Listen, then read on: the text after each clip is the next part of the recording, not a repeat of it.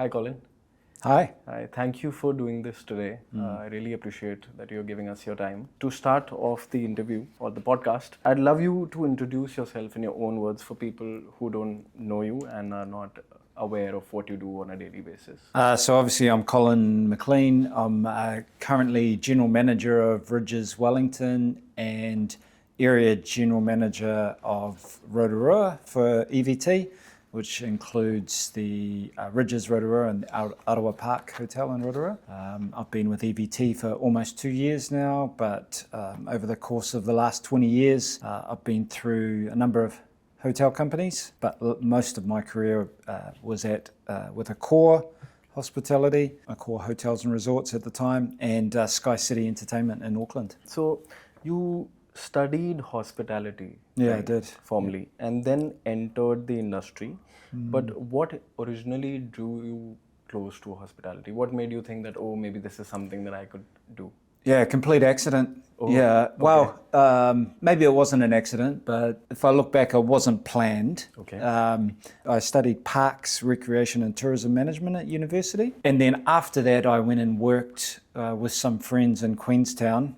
Really just, we wanted to have a good time after university, and Queenstown seemed like a fun place to do that. So we took off to Queenstown. I found a job in a hotel and actually really enjoyed it, but didn't take it too seriously at the time. I just, this is fun, kind of like this. But then tried a couple of other things, went traveling, then finally came back to New Zealand and went, what do I want to do? Hey, that was the job. Hotels was where I enjoyed myself the most. So let's give that a go. So initially when you started, you said that you realized, oh, this is something that I'm not taking seriously, but looks fun. You're in Queenstown, adventure capital of the world. You were having fun. Initially, were you more commercially driven, operationally driven, or were you like, oh, let me see how to go about it? I don't know if I'm gonna be here long term. What was it like? Well, right at the start, I was definitely operationally driven,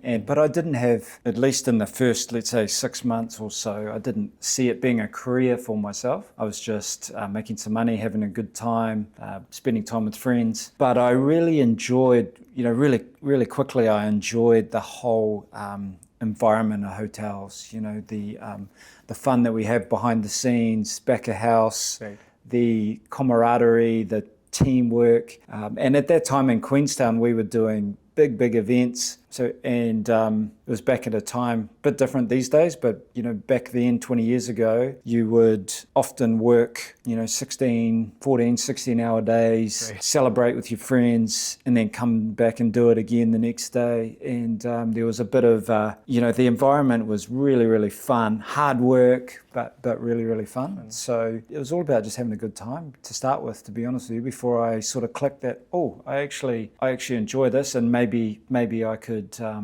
make a career out of it. So now it's been years or decades that you've been doing this, and you're at a very good stage where you're not managing one hotel but multiple hotels. So looking back, what early role do you think helped shape this where you are now?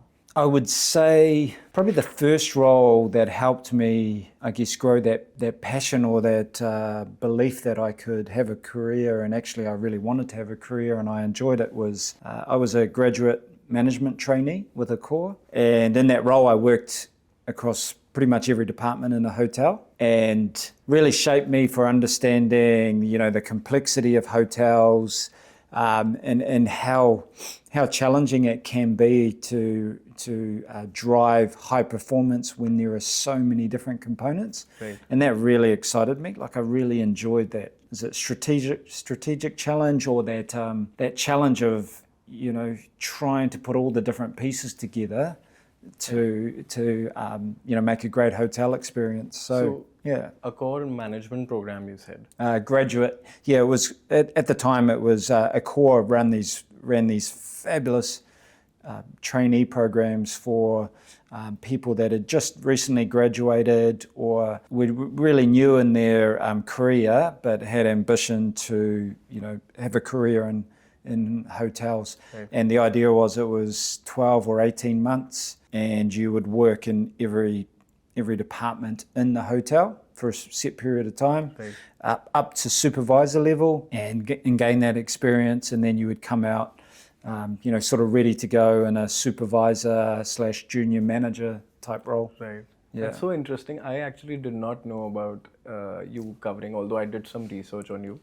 I think I skipped this part because I've also done something similar. And it's probably so long ago in my career that it's not even on LinkedIn anymore. Maybe, or maybe I didn't notice. I don't know how I skipped, didn't catch that.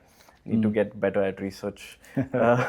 Okay, so you've also spent a significant part of your career in sales and revenue management. Is that right? So, what do operators often misunderstand about these functions?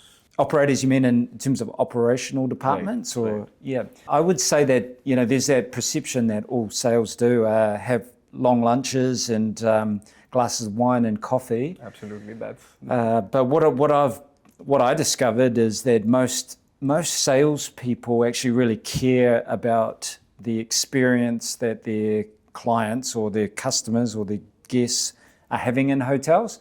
So there's that perception that sales are over there, they're not involved, and they don't really care about the experience. But when you're in that sales role, the thing you don't want is that phone call in the morning to say, "Hey, my guest had a terrible experience last night. Right. We're pulling out of your hotel. We're going to go to your competitor, and you're terrible," because in sales often you're the first point of call, right? Right. And you should be if you're good at it. So I'd say there's that lack of understanding that sales actually deeply care generally about the experience. And then revenue management, same thing. I think the perception is that revenue managers are sitting in an office and crunch numbers and don't understand the day-to-day of what's going on. Right. I think the misunderstanding is that a good revenue manager can actually make the operation so much smoother and better. And if you work closely with a revenue manager, then you start to understand that, and that things like these big peaks we often get in the middle of a week with high occupancy, and then you might be 80% one day, 30% the next. A really strong revenue team will be helping the hotel get to a point where the occupancy is more consistent and the operation is much smoother. So, yeah. I actually never thought about it that way. That's such a good example because if a revenue manager can dictate the occupancy and increase, let's say from an 80 to a 30, from an 80 to a 50, that makes the job of the housekeeper so much easier, hence making the job of front office so much easier. Food and beverage is stable. They can do their rosters evenly. That makes so much sense. I never thought about it, but who do you think should be working closely with revenue managers, like in a hotel, apart from the GM? Do you think anyone like heads of departments should reach out to them and can help them out in doing their job better? Absolutely. I think the highest performing hotels I've been involved with are where the revenue manager has a relationship with all the departments, right? And starts to understand the impact of those day-to-day revenue decisions on every department.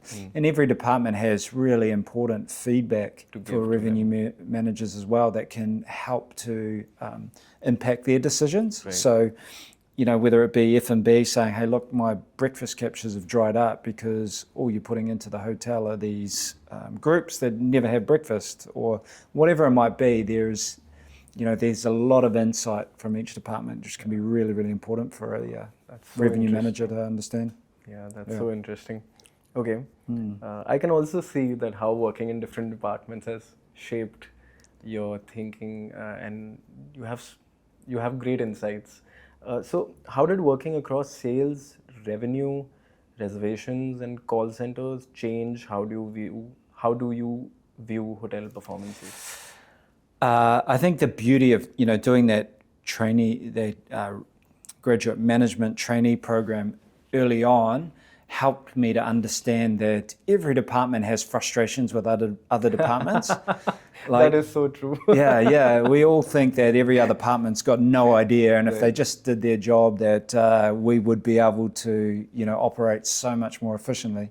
But every department thinks like that. Yes. And so I think by moving around the hotel into different departments, you get a real appreciation of why each area do things the way that they do, and you have you have a lot more empathy for other departments, and you understand and once you do that, once you understand what part of their challenge is and why they do things a certain way, you become a lot more collaborative and a lot more open to supporting each other rather than fighting with each other. Yeah, and just because there's nothing worse in terms of a hotel culture or ultimate high performance. A big blocker to high performance is when hotels work in silos, right? And they don't have a shared understanding of the combined impact on guest experience.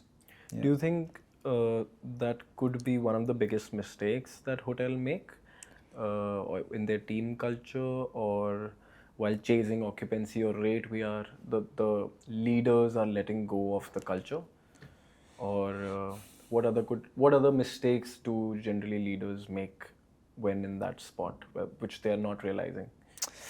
I think as I've progressed in my career and gone through different hotels, the biggest mistake I've made is thinking that what's worked in one hotel will work in another hotel in terms of culture and performance. So you really got to be open to the fact that what worked in one place can actually be detrimental in another place. And what I mean by that is some hotels are always at different stages, right? I've had hotels I've walked into and they were already at a pretty high performing state. Whereas I've walked into others that are like basket case, like how the hell did I end up in this environment? And can I just execute my 90-day clause and get the hell out of here? Right. But having the same approach in both of those situations just won't work. So it took me a while to discover that, and I'm still very much in that learning phase of going, okay, what is this? What's best for this environment now, and how do I have to change? So I think lack of flexibility is probably the biggest mistake that we make as leaders, and thinking we've got all the answers already because we've done it in another place before. Okay. So how should general managers balance the short-term revenue pressure with a long-term brand or culture which they've built or they are planning on building? How do we fight the revenue is more important or the culture is more important if there is a balance that you need to build on it? Yeah, great question, because often the way that we are judged and the way that we look at performance often is on numbers, and it's on what happened yesterday or what happened last month. Whereas the long-term success is really about making sure, in my mind, is making sure that your brand, that your reputation is strong for the test of time, right? Like you've got longevity in your decisions. So the way I sort of think about it now is you got to understand what is your baseline things that you just won't change, that you won't compromise. So what are those things that are really core to your brand that have to be there? Because once you understand that, then you know that, okay, I can't sacrifice, I can't make a financial decision that impacts that brand. So for example, a core thing in your brand may be having a really high quality bathroom amenity in your bathrooms, in your guest rooms, and that may be an element of your brand that people love, and by then coming back with a cheaper option that will save you, a certain percentage on each unit, you might go, great, look at our revenue, it's fantastic. But if that's a core part of your brand, and that's maybe a bad example, but it's an example, then you've got to be really strong to go, no, that is our brand, that is what we're about, that is we're not going to compromise on that. So I think it's about, as a general manager, or a leader, it's understanding what are those things Okay. and having those open conversations with your team to say, okay, we will always have this, we will always do that, and we won't compromise on that, regardless of what our situation is. See, I think I think that was a great example because it tells me the difference between a manager and someone who's a general manager. Because the view from a manager point of view is always, oh, how can I help the hotel make more revenue and save or cut on wastage and save on costs. But as a general manager, you have to have the whole picture in mind that, oh, as a brand, we cannot remove this. Like anything as small as a shampoo, for which we are known for, let's say any brand, or they're like, oh, every guest says, oh, I love their shampoos, I love their soaps. We cannot, although it's so expensive because it's high quality, we can't remove it, because if we remove that, we'll get a lot of guest complaints and lose all that revenue, and I will not come here because you've changed my favorite shampoo. Yeah. That is the reality of hotels. People come to hotels for very some people love some hotels. I used to work in a hotel where every guest used to say, I love your towels. They had the softest towels. They used to use a particular softener, which was their trade secret, and wash them at a certain temperature. They had a laundry head dedicated to making sure that the towels are washed at a certain temperature with a certain quality of soap and a softener to make sure we get consistency. And weirdly, a lot of revenue used to come by selling towels. Guests used to just buy our bath towels in that hotel. Yeah. So I understand that. Yeah. But talking about transitioning from a manager to a general manager, when you first stepped into a GM role, what surprised you most about the responsibility? What were you not expecting? It can be really lonely being a GM, right? I remember that feeling of, oh, wait a minute. I've gone from a situation where I'm one of 6 or 7 HODs, and we all, support each other. We get on well. We all complain about how bad the general manager is. We come from that environment to suddenly you're the only person in that seat, and immediately your relationship is different. It doesn't mean you can't get on well with your team, but people are looking to you all the time, checking how are you interacting with others, how did you handle that situation. So I remember that feeling of, oh, wait a minute, I used to love being an HOD with a group of HODs. I really enjoyed that. So yeah, that was a bit of a transition for me. And then, so what I did is then you find that you start to network with other GMs and you get that, well, for me, that was really important, is finding other people with going through similar challenges that I could network with. We, at least the managers that I work with, we call it trauma bonding. So we all talk about the same problems that we are going through, and I think that's how I became friends with JC. Yeah. Because she was a duty manager. I'm working as a night manager / duty manager during days, and we're just talking about the same problems. So that's how you bond well.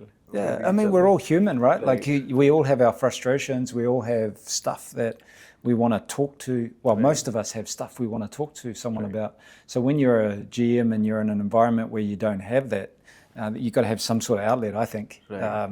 So what's the biggest mindset shift that you had to go from driving numbers to now leading an entire team? I think the biggest shift over the course of my career has been, well, as I was less experienced in my career coming through the departments, you go from a period where you're a technical expert, right? And you get promoted because, oh, you're really good at revenue, therefore you go to this step. Right. But when you get to GM or even, HOD, and it becomes far more about how you influence others, how you build a team, that big mindset shift I had to go was from that micro, I'm technically really, really good at this, to now I've got to let that go, let other people take care of those tasks and be the technical expert. And I've got to get far more comfortable with being, further away from the operational, Operations, technical right. aspects of the job. And just it's quite a transition. yeah, leading it as a person and being an example that, oh, this is the kind of environment and culture I'm bringing.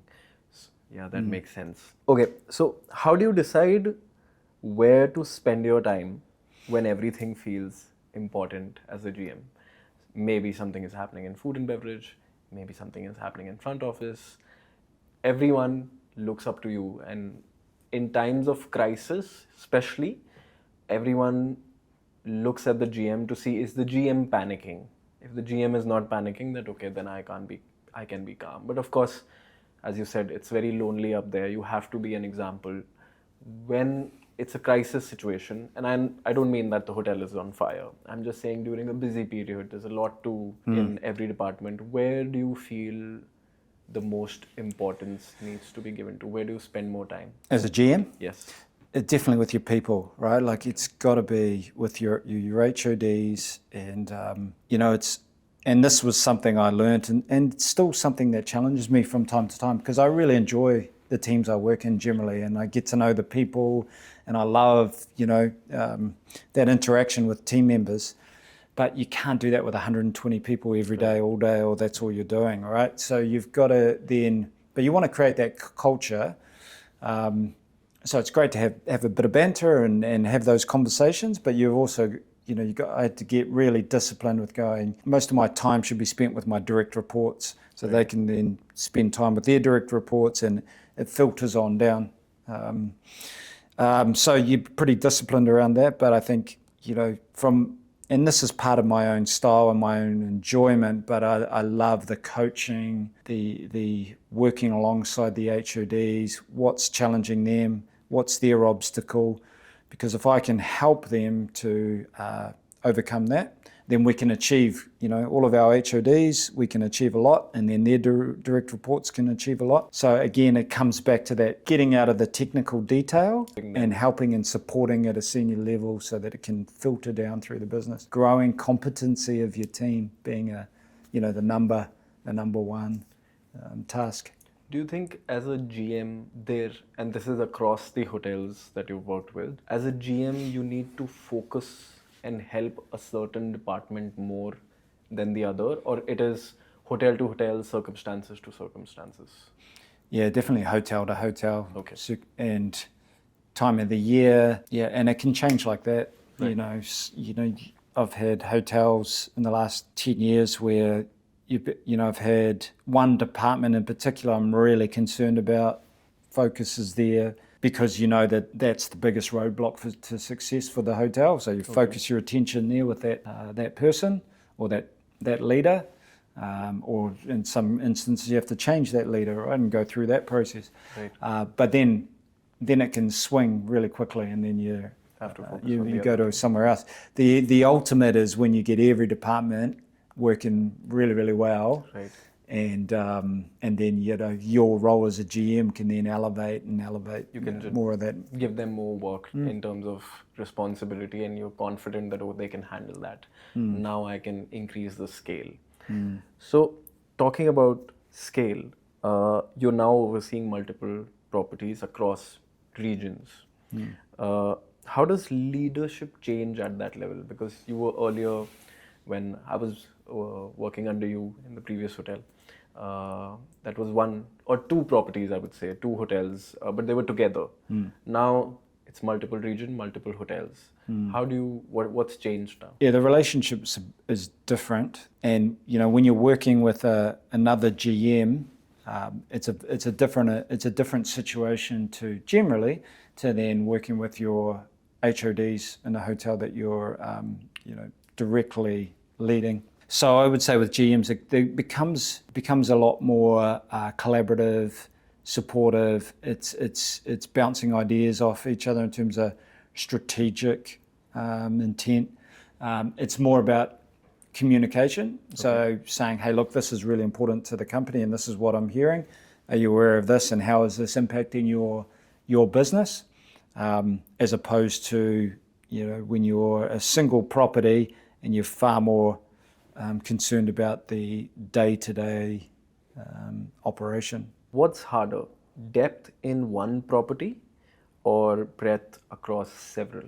What do you think is harder? Well, it really depends on the. That's a really great question, and I think it changes all the time, right? You can have one property that's particularly challenging, and it can be a small property. You know, I had a recent property you might know well, which was very, very challenging initially. It wasn't a big property. I'd led bigger operations, but it was really, really challenging because there were a number of elements that needed to be fixed, resolved, challenges that needed to be overcome. So that was one of the more challenging situations I've had, as opposed to previously when I've had multiple hotels that are operating at a good level, Right. and it can be, I wouldn't say easy, because there's always stuff, and if you're I think the challenge is always to be finding more stuff. How do we get To the next. How do we get to the next level? There's always stuff, but so I don't think it's possible to say which is more challenging, because a lot can depend on the circumstance. Right. Yeah, whether it be breadth or depth in one property, it can depend on where is that single property at in its own evolution, or Right. what's happening across the breadth that might be challenging. Challenging. Yeah. Okay. How do you now, as you're the general manager or the area general manager, you said now you have to take yourself out from the technical part of the job and focus more on culture. But how do you maintain standards and culture when you can't be physically present everywhere? How do you lead that? Yeah, great question. So I think the one element of it is having good people in those roles that that they understand the expectation is on them to be looking after those things. But you also need to be close enough, and it doesn't take a lot of time or effort to be checking what the experience is at the coalface for your guests. Jump online and go through the booking process. It doesn't take long, and you can see where the pain point is. Come in and have breakfast in the restaurant. Understand what's happening here. So that's not being technical. That's just keeping an eye on actually what is the real experience for our guests and our team. Can be a conversation in the staff room to say, hey, how's it going? You can pick up pretty quickly if people are unhappy. Yeah. So what do you rely on most? Would you say you rely on systems more? Do you think you rely on people more, or instinct? Like you you can see a pattern and you can sense something is off. Like what do you measure every day? Like on what basis? I think it's a balance across all of those things. You've got systems. You're always looking when there is an issue or there's a problem. You're like, okay, generally it's either someone hasn't done their job as they should have, and that's there's a performance issue there, or the process or system is broken down. And so you want to quickly do a bit of digging to work that out, right? So I think what I've learned through my career is often when there is an issue like that, you tend to go, it's just a performance issue. Whereas often it can be the underlying driver is that there is no process. People don't understand the process. It's a communication issue. So I think it's a balance anyway. I think you've got to have good systems and processes. You generally, as you get a bit more experience, you do have an intuition of that you should listen to, but not to the detriment of thinking, or not to the extent where you think you know it all just because it doesn't feel right. But you should go, something's off here, and investigate more. But it's a balance. I don't think you can ever be one thing. Okay. Yeah. So while working under you, I have noticed that you have a great eye for people. You understand people really well. You can sense something that probably me or other people at my level have not understood yet. about Interesting. what you're looking for people when you're hiring senior leadership. So, what is it? And this is for me. This is a question, probably for me or someone who's at my level. What do you look for when you're hiring senior leadership? What is it that you're like, okay, this is one thing that I cannot. It's something that we need to have in a person, or something that we need to make sure is not in that person, in their character, in their personality. That this absolutely does not work, or this absolutely we need to have. So I think everyone has different things that they look for, right? For me, number one is character, right? Is this a good person? It's that no dickheads policy, right? Like, if you start there, then I think, yeah, it's got to start with character. You've Right. got to have confidence and trust that team member is going to align with you and your values and how people should be supported and treated and developed. So character, number one. Obviously experience, all of those other things are important, but if the character's not there and they're just a bad egg, then you don't hire them to start with. Let's say we made a mistake, or someone made a mistake, and we ended up with, as you said, a dickhead in the department.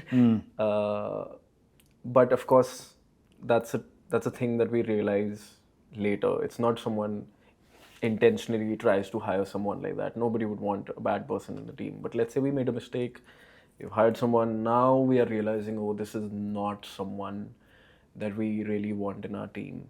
Yeah. What do you do then? What do you end it then and there? Do you observe? Do you try to coach? At what level do you say, I think we made a mistake? Oh, look, to be honest with you, this is probably the most challenging thing I've had in my career, because I tend to, by nature, think everyone can be great and everyone can be fixed, and people just need more time, and we just need to put more effort, and I've made the mistake, and it's a constant challenge for myself. Not a constant challenge, that's not right, but I know I've made mistakes earlier in my career, in particular, to take too long with people, and so I guess the only way around that is, now what I've developed now is some people that I trust, and I try and find that in each team, that have a different perspective to me, or I tend to be a bit faster and harder and a bit more, ruthless, or less empathetic. Right. You know, so whereas I might go, that person just hasn't had the right opportunity, I can fix them. You got to find, for me, I have to find the person that goes, no, that's a bad egg, like for these reasons, and then and be, really open to that, and then you got to act as quickly as possible, right? Because difficult conversation. yeah. So for me, that's been a work on. I'm comfortable with that now in my career, because I'd rather be on that side in terms of my own leadership. That's who I am as a person. I think as leaders, we've got to be authentic to who we are. Right. But as soon as those people are detrimental to your culture and it's impacting other people in your team, then you just got to be as fast as you possibly can to deal with that. Right. Yeah. Okay. So I have worked with a few leaders who drive from the front with fear. That's how they want to build. And I've had one-on-ones with such leaders and asked them that, when I'm sitting with you one-on-one, you don't seem like the kind of person that you show on the stage. But when you're on stage and you're the manager or the general manager, you drive it with fear. That's how they like to do things. Now I've noticed, working under you, you don't like to do that. You are an optimistic person. You like to show that, okay, everyone needs to be good. Everyone needs to do their job properly. Your sincerity is, I think, what you drive it with. Competence is what you drive it with, but not fear.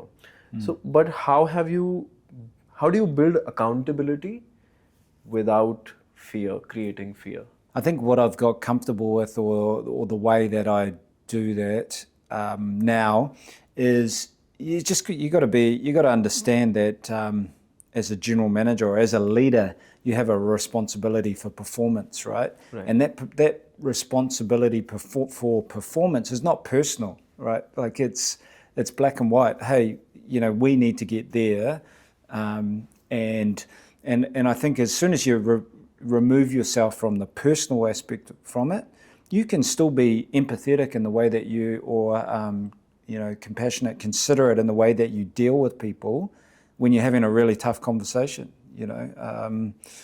and so you just got to remove the emotion, but also you want people to understand that you're going to have those conversations and it's not personal, and so you do that as often as you can. So I think, what I've learnt for me personally in terms of trying to have impact is making sure that feedback is consistent and it's fast, and that you're not letting it linger, so that you're having those conversations quickly. Right. They shouldn't be emotional conversations, but you're having it quickly, and that builds trust with people and also a level of comfort that, hey, we're going to have these conversations, and there's an expectation under everything that we perform, but that doesn't need to be aggressive or nasty. It's just, it is what it is. Right.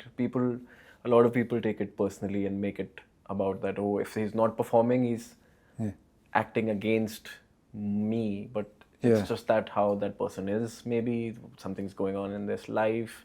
100%. You need to deal with it with some empathy. Yeah. You can like someone and respect someone, but they can be poor performing, right? It doesn't, we often put that all together like it's all the same thing, but it's, like it's family. Sometimes you're really frustrated with your family, like, oh, why are you doing that? You always let me down like that. Yeah. But you still love that person, or you're still, I think it can be the same way in teams. Crazy uncle who you don't like. Talking about money, where do you think hotels quietly leak profit, where people don't realize, oh, this is something that we are missing out? I think there's a real tendency, because we're busy and we try to run our teams as lean as possible, that we tend to miss some of the smaller day-to-day things. What I mean by that is, often as leaders, we skim across a report, and if everything looks relatively okay, then often we'll move on.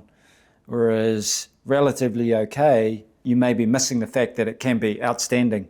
In other words, there might be reversals that are happening every single day that don't need to happen because a frontline team member hasn't been trained, or frontline team member is overcompensating for issues, or steps are being missed. So I think where we can miss a lot of revenue and a lot of opportunity is just by looking at reports, looking at our numbers and going, oh, it's about where it should be, it's okay. Rather than, digging into the detail, and is it as good as it could be? Okay. Or what are the day-to-day practices, systems, processes, are they appropriate? So. Which KPIs do you rely on the most? What tells you that, oh, my hotel overall is performing well? Of course, the investigation and going deeper into everything and digging deeper is there. But let's say you come into work, you have these 1, 2, or 3 things that you're like, oh, I need to check that. Yeah. That is maintained, my hotel is fine. Whatever small issues are there, I'll handle it. Yeah. But these 3 we need to be on top of it. So I don't think you can ever focus on one thing. If you do that, ultimately you'll fail, because there's so many components that make a successful hotel. But generally you always want to be checking that there's balance between the guest experience. So how are your customer service scores? What are your customers saying about your property? What's the employee experience? So what's your engagement scores? What are your employees saying about your brand and it being a place to work? How's your financial performance? What is actually happening? Are you hitting the GOP numbers that you should be? And are you successful in that regard? How are your owners or your ownership company? Are they, happy with and supportive of where you are and as a business? The health of your business. You got those sort of key components right and in balance, then generally you'll be, in a better state. But if you focus on one, hey, we just want happy customers. Well, the happiest customers I ever see are those that are on an FOC room night. Now, if you did an FOC for everyone, then you're challenging to have a long-term sustainable hotel. Might not work. Long term for the hotel. Yeah. Do you think, now I'm talking about the state of the hospitality niche today. Yes. Do you think hotels are investing enough in talent? Or do you think that's something that can be worked on? What's your take on it? Look, it's really challenging at the moment. And what I mean by that is we're paying more in terms of wages and salary. And a lot of that was needed. It's great, don't get me wrong. But the flip side is we're probably paying less, or we're doing less per employee or per employee hour in terms of training and development, in terms of all of those other things that make the employee experience far more rewarding. So I think the challenge at the moment is because the local economy is still inflation's high, where the economy is not where it was in its heyday years ago, and costs are through the roof from recent experience, that we're spending less on some of the core things that make the team and the hotel environment, but the team culture really, really rich. Right. And so I think that's out of balance at the moment. So would you say the external pressure that concerns you most right now would be labor cost or guest expectation, like getting guests to come to the hotel and driving that revenue? In a way, both are proportional to each other in some way? Yeah, anytime you get out of sync in that, your cost base goes dramatically higher and your revenues don't move, then that's not a fun place to be. Yes. Well, I shouldn't say it's still fun. It's still challenging, right. But it's not optimal, right? Right.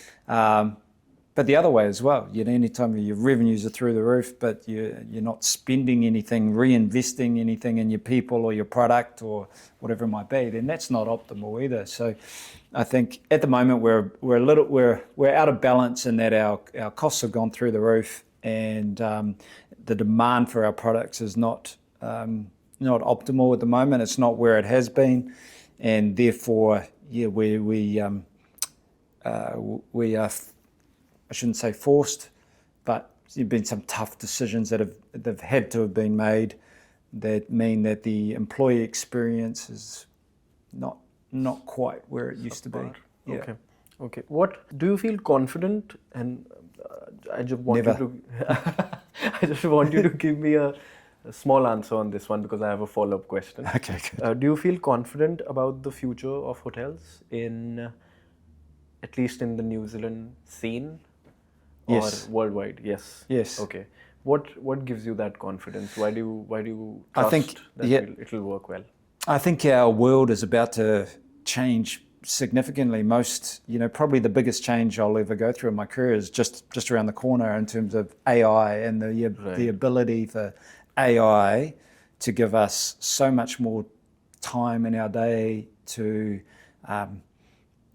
to wow guests, to really focus on that guest experience. And what I believe AI will bring us is, less time on admin, less time, doing tasks that, are not directly impacting the guest experience, or, creating, moments of magic for guests or employees. So I'm really really confident there are good times around the corner. Okay. So now we'll do a rapid fire section. Okay. You can give the answer in a few words, one word or just one sentence. No need to explain what you mean. So number one, the future of traditional hotel brands. They'll always be there. Okay. Revenue management in a world of AI. Exciting. The most important skill for a future GM. Empathy. One commercial mistake you see repeated across the industry. Cutting costs to the detriment of the hotel experience, hotel brand. Yeah, cutting cost, not cutting waste. Yeah. Yeah, that makes sense. One piece of advice you'd give your younger self. It's, leadership comes in many different forms. It's okay to be yourself. One piece of advice you would give me. Follow your passion. So, last 3 questions. What does strong leadership look like to you today? I don't think it's necessarily changed from what it's always been. A strong leader is, in my mind, is one that, and when times are tough, is at the forefront, is taking on the weight of expectation or the burden of the tough times. But when times are good, is in the background and is celebrating the team and is helping others to excel or be to enjoy the limelight. So I think that balance is the true test of leadership. When do I, as a leader, step forward and need to step forward and be firm and be at the front? And when can I jump into the background so that my team can shine and take over? Yeah. How would you like your teams to describe working with you when you're not there in the room? I would love it that if my team was happy to say whatever they say behind my back, they're happy to say to me in person. I think that would be the ideal situation. Be it good or bad? Good or bad, where people feel comfortable to be themselves and feel safe that they can speak up, whether it might be something I don't like to hear or something I like to hear. I think any time your team is concerned about how you might react is suboptimal. You've always had your office doors open and you're very approachable. So I think if that's what concerns you, shouldn't be concerned about it at all. I think you're and I don't mean to say it just because I want to butter you up or something like that. We technically, I don't have to. I don't work directly under you now. Although you're still very senior in the company where I'm working, but I think you're one of the best GMs I've worked with. I think you understand the business well, but most importantly, the way you keep people on top as your priority and driving that culture. The culture is maintained. I think that is the most important thing, because people don't leave the work as much as they leave their bosses, or they leave the team or the culture or the working environment. And that's one thing I think you drive the best. So I think that's commendable that you do it that way. Oh, well, thank you. I appreciate that feedback. It's nice to hear. What kind of impact do you hope to leave on the properties and people you lead? I think the goal is always that when you walk away, it's in a much better position than when you started. If you can look back and go, okay, that's where it was when I walked in, and that's where it is when I left, and that's a lovely place to be. Accepting that there's never any finish point in the industry that we work in, right? Hotels are only as good as their performance the next day. So I've often found it hard to walk away, because it's like, well, we're not quite there yet, or we're not exactly where we want to be. Always want to take it a level up. Yeah. Which should always be the motivation, is that you should always be looking for those opportunities to get better, right? But I think if you can walk away and go, I know that, hand on heart, when I'm, I can look in myself in the eye, look in the mirror, and say, yep, it's in a better place than it was, then that's pretty cool. Okay. And my last question, at what point did you realize that hiring me and JC has been the best decision you've ever made? That's a serious question. Yeah, I want you to. yeah. At what point? I can't remember the exact point. Okay, Yeah, okay. yeah. But with time, you did realize that, oh, this is the best decision I've made throughout my 20 yeah, years. yeah. I think. Well, no, you started after me, but JC, you were already there, right? Yeah. So I can't be responsible for JC's. Yeah. Well, you got lucky. Yeah, exactly. As much as we got lucky working with you.